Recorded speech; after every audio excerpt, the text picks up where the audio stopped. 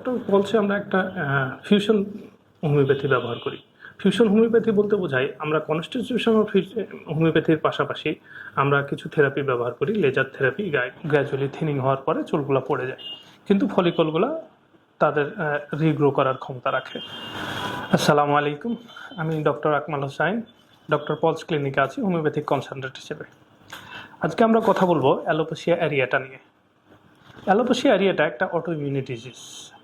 এটা হলে সাডেন চুল পড়া শুরু হয় এবং গোলাকার আকারে বা ওভাল আকারে চুল পড়তে থাকে। সেটা স্কাল থেকে হতে পারে, আইব্রোজ থেকে হতে পারে, বডির যে কোনো যেসব জায়গায় হেয়ার গ্রো করে সেসব জায়গা থেকে পড়তে পারে। এটা স্মুথ এবং নন স্কারিং একটা প্রসেস। নন স্কারিং বলতে এটাতে ফলিকলগুলো সাস্টেন করে এবং চুলগুলো পড়ে যায়। গ্র্যাজুয়ালি থিনিং হওয়ার পরে চুলগুলো পড়ে যায়, কিন্তু ফলিকলগুলো তাদের রিগ্রো করার ক্ষমতা রাখে। এটা উইদাউট ট্রিটমেন্টে অনেক সময় 1 বছরের মধ্যে চুলগুলো রিগ্রো করে। এটা প্রধানত 2টি কারণে হয়। একটা হচ্ছে অটো ইমিউন অ্যাটাক, যেটা সাধারণত আমাদের ইমিউনো সেলগুলা, নিজস্ব বডির ইমিউনো সেলগুলা হেয়ার ফলিকলগুলোকে অ্যাটাক করে এবং হেয়ার ফলিকলগুলা নিউট্রিশন পাওয়া বন্ধ হয়ে যায় এবং অটোমেটিক্যালি থিন হয়ে হেয়ারগুলো পড়ে যায়। আরেকটা হচ্ছে জেনেটিক্যাল ফ্যাক্টর। জেনেটিক্যাল ফ্যাক্টর বলতে আমরা যদি বুঝি যে বলতে পারি যে ব্লাড রিলেটেড কেউ বা পরিবারের কারো যদি এটা থেকে থাকে তো সেখান থেকেও এটা হতে পারে। এছাড়া বিভিন্ন অটোইমিউন ডিজিজ, থাইরয়েড প্রবলেম এবং ক্যান্সার ট্রিটমেন্টের কারণেও এই অ্যালোপেশিয়া এরিয়াটা হতে পারে। এটা কিছু ট্রিগার পয়েন্ট আসলে এখনও অজানা। ট্রিগার পয়েন্টগুলো তবে ধারণা করা হয় ভাইরাল ইনফেকশন, তারপরে এনভায়রনমেন্টাল কজ, মেডিসিনাল কজ, এইসব কারণে এগুলা চুল পড়া শুরু হতে পারে। এগুলো চুল পড়া শুরু হলে আসলে অ্যালোপেশিয়া এরিয়াটার লক্ষণগুলো কী? প্রধান লক্ষণ হচ্ছে প্যাচ আকারে চুল পড়ে যাবে। প্যাচ আকার বা ওভাল শেপ, এটা হচ্ছে যে কোনো জায়গার একটা স্থানীয় মানে স্পেসিফিক একটা জায়গায় এটা প্যাচ আকারে চুল পড়ে যাবে, বাকি চুলগুলো ভালো থাকে এবং আস্তে আস্তে এটা বাড়ে। এটা একাধিক জায়গায় শুরু হয় এবং আস্তে আস্তে এটা বাড়ে। দ্বিতীয়ত এটার নেইল প্রবলেমগুলো শুরু হয়, যেমন নেইলে আমরা বিভিন্ন ধরনের ফেটে যাওয়া বা নেইলে সাদা হয়ে যাওয়া, ডিসকালারেশন হওয়া, এগুলো হতে পারে।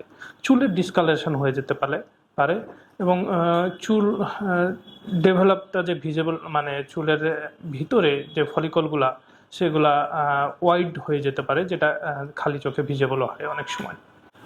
এদের প্রধান টাইপগুলোর মধ্যে 4টেকে আমরা বিশেষভাবে আলোচনা করতে পারি।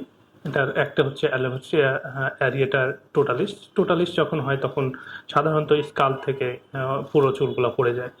আরেকটা হচ্ছে অ্যালোপেশিয়া অ্যারিয়েটা ইউনিভার্সালিস শুধু স্কাল থেকে না, এটা অন্য জায়গা থেকেও পড়তে পারে, যেমন আইব্রো, আইল্যাশ এবং বডির অন্যান্য যেসব এরিয়ায় চুলগুলো হয়ে থাকে। আরেকটা হচ্ছে ডিফিউজ অ্যালোপেশিয়া এরিয়াটা। এটা হলে চুল থিনিং শুরু হয় এবং চুলগুলো আস্তে আস্তে পড়ে যায়। এটা হেয়ার লাইন থেকে হতে পারে এবং অন্যান্য থেকে হতে পারে। আরেকটা হচ্ছে অফিসিস অ্যালোপেশিয়া এরিয়াটা। এটা সাধারণত ব্যান্ড লাইক চুল পড়া শুরু হয়। এটা সাধারণত মাথার 2 পাশ থেকে বা মাথার পিছন দিক থেকে ব্যান্ড লাইক চুল পড়তে থাকে। এবার আমরা কথা বলবো এটা আসলে এই অ্যালোপেশিয়া এরিয়াটার রিস্ক পার্সনগুলো কে। এটা প্রধানত চিলড্রেন ইয়াঙ্গার দেন 10 ইয়ার্স। এটা 20 ইয়ার্স থেকে সবারই হতে পারে, কিন্তু সাধারণত চিলড্রেনদের ক্ষেত্রে দেখা যায় যে 20% ক্ষেত্রে চিলড্রেনরা আসক্ত হয় এবং এটা ইয়াং অ্যাডাল্টও আসক্ত হতে পারে, এফেক্টেড হতে পারে। এখন আমরা কথা বলবো যে এগুলো হওয়ার পরে ম্যানেজমেন্টটা আমাদের কী হতে পারে। ট্রিটমেন্টের থেকে আমাদের ম্যানেজমেন্টটা খুবই প্রয়োজন। ম্যানেজমেন্টের ক্ষেত্রে হতে পারে আমাদের লাইফস্টাইল চেঞ্জ বলতে আমরা বলতে পারি আমাদের খাওয়া দাওয়া, আমাদের ঘুম, আমাদের পানের পদ্ধতি এবং আমাদের এক্সারসাইজ, এগুলা বেশি এফেক্ট করে। সেক্ষেত্রে আমাদেরকে পর্যাপ্ত পানি পান করতে হবে, ডিহাইড্রেট রাখতে হবে বডি, ঘুমাতে হবে পর্যাপ্ত, নিউট্রিশনাল খাবার খেতে হবে, প্রপার ডায়েট হচ্ছে কিনা সেদিকে খেয়াল রাখতে হবে এবং কিছু ফিজিক্যাল এক্সারসাইজ করতে হবে। ডক্টর পলসে আমরা এটার কি ধরনের ট্রিটমেন্ট করে থাকি? ডক্টর পলসে আমরা একটা ফিউশন হোমিওপ্যাথি ব্যবহার করি। ফিউশন হোমিওপ্যাথি বলতে বোঝায় আমরা কনস্টিটিউশনাল হোমিওপ্যাথির পাশাপাশি আমরা কিছু থেরাপি ব্যবহার করি, laser therapy, laser guided therapy এবং লেজার থেরাপির সঙ্গে কিছু হোমিওপ্যাথিক মেডিসিন। সো আমরা আশা করব আপনারা আসবেন এবং আমাদের হোমিওপ্যাথিক মেডিসিন এবং আমাদের চিকিৎসা পদ্ধতি অবজার্ভ করবেন এবং আমাদের সফলতা আপনাদের সঙ্গে আমরা শেয়ার করার জন্য আমরা অত্যন্ত আগ্রহী।